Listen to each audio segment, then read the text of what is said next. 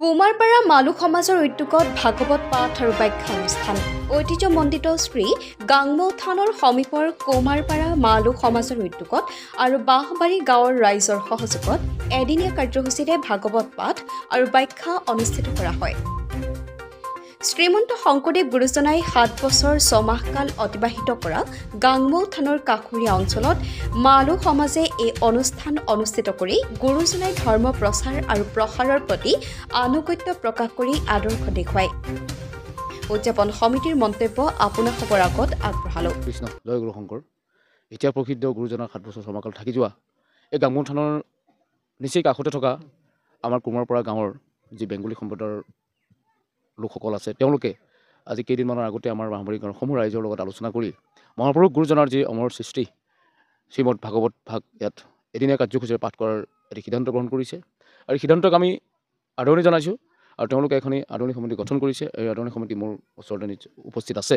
তেওঁলোকে দিনজোৰা কাৰ্যসূচীৰে বিশ্বনাথ চাৰিআলিৰ অভিজ্ঞ দুজন ব্যাখ্যাকাৰক শ্ৰীকান্ত ভাগৱতী বাপ, কাৰ্তিক দাস বাবুকে ধৰি আমাৰ স্থানীয় কেইবাজনো লোকে ইয়াত ৰাতিপুৱাৰে পৰা আজি ভাগৱত পাঠৰ শুভাৰম্ভণি কৰিছে আৰু পুৱা সদৌ গাঁৱৰ ৰাইজ আই বাপ কণ কণ শিশুসকলে আমি গাংমৌ থানৰ পৰা এটি সুন্দৰ শোভাযাত্ৰাৰে সেই ভাগৱত কিভাগ আমি আদৰণি কৰি আনি এই স্থানত অস্থায়ী আসন পাতি ইয়াতে অৱতৰণ কৰি স্থাপন কৰা হ'ল। আৰু তাৰপিছতেই ধাৰাবাহিকভাৱে 12 ঘণ্টা অৰ্থাৎ সন্ধিয়া 8 বজালৈকে সুন্দৰভাৱে ইয়াত ভাগৱত অনুষ্ঠানটি অব্যাহত থাকিব।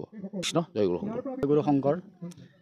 আজি আমি বাঁহবাৰী কুমাৰপাৰাবাসী ৰাইজে মনত সিদ্ধান্ত এটা লৈছিলোঁ যে আমি কুমাৰপাৰাত আজি প্ৰায় 40 বছৰমান আগতে এনেকুৱা ধৰ্মীয় অনুষ্ঠান হৈছিলে। আজিলৈকে 40 বছৰ অতিক্ৰম হৈ গ'ল। আজিলৈকে আমি তেনেকুৱা ধৰ্মীয় অনুষ্ঠান পাতি পোৱা নাছিলোঁ। আৰু আমাৰ মানুহ যিহেতুকে কম, আমি মালু সম্প্ৰদায়ৰ মানুহ মাত্ৰ 10 ঘৰ আছোঁ।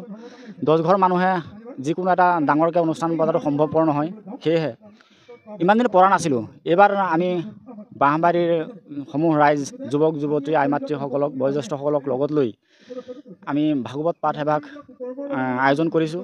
যিহেতুকে শ্ৰীমন্ত শংকৰদেৱ গুৰুজনা আমাৰ এই গাংমৌ থান সত্ৰখনতেই তেওঁ 7 বছৰ 6 মাহকাল ইয়াত অতিবাহিত কৰি থৈ গৈছে। গতিকে সেই ঠাইৰে আমি বসতি জনসাধাৰণ হিচাপে তেখেতৰ পৰম্পৰা আমি অক্ষুণ্ণ ৰাখিবৰ কাৰণে আমি আজি বেংগলী, অসমীয়া, নেপালী, বিহাৰী কোনো জাতিভেদ নাৰাখি পেলাই সকলো জাতি জনগোষ্ঠীকে লগত ৰাখি আমি এই ভাগৱত পাঠ ভাগ অনুষ্ঠিত কৰিছোঁ।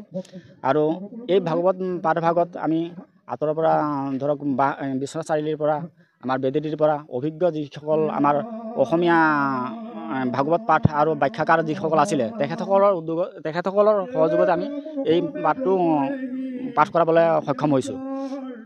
আৰু ধৰক ইয়াত আমাৰ সকলো ধৰণৰ সকলো কাম কাজত আৰ্থিকৰ পৰা শাৰীৰিক যিখিনি আমাৰ শ্ৰমৰ আছিলে, আমাৰ ধৰক সহায়, সকলো সহায় আমাৰ ওচৰৰ যিখন বাঁহবাৰী গাঁও আছে, সেই বাঁহবাৰী গাঁৱৰ যুৱক যুৱতী, আই মাতৃ, বয়োজ্যেষ্ঠ সকলোৱেই শাৰীৰিক শ্ৰমৰ লগতে আৰ্থিক সাহাৰ্য দি তেওঁলোকে সহায় কৰি পেলাই আজি বৰ্তমান 12 ঘণ্টীয়া যি ভাগৱত পাঠ অনুষ্ঠান, সেই অনুষ্ঠান ভাগত তেখেতসকল ওতঃপ্ৰোতভাৱে আমাৰ লগত জড়িত। আমি সুখী যে আমি বেংগলী সম্প্ৰদায়ৰ মানুহ হৈও আজি এই অসমীয়া সমাজখনৰ লগত একেলগে একাকাৰ হৈ এভাগ ভাগৱত পাঠ অনুষ্ঠান আয়োজন কৰিব সক্ষম হৈছোঁ।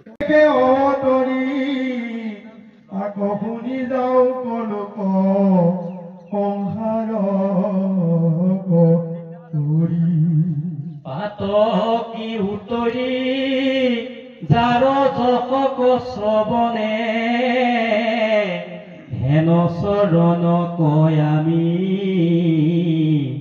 দেখিলো নয়নে মনৰ মলৰ মূৰ হোক ধূমকেতু পতিলো শৰণে আবে আমি মুখ্য হেতু সকলে গাঁৱৰ গুণ নামত তাৰা মালি গান্ধী তুমি পিন্ধা হৃদয়ত পূজা নমস্কাৰ ধ্যান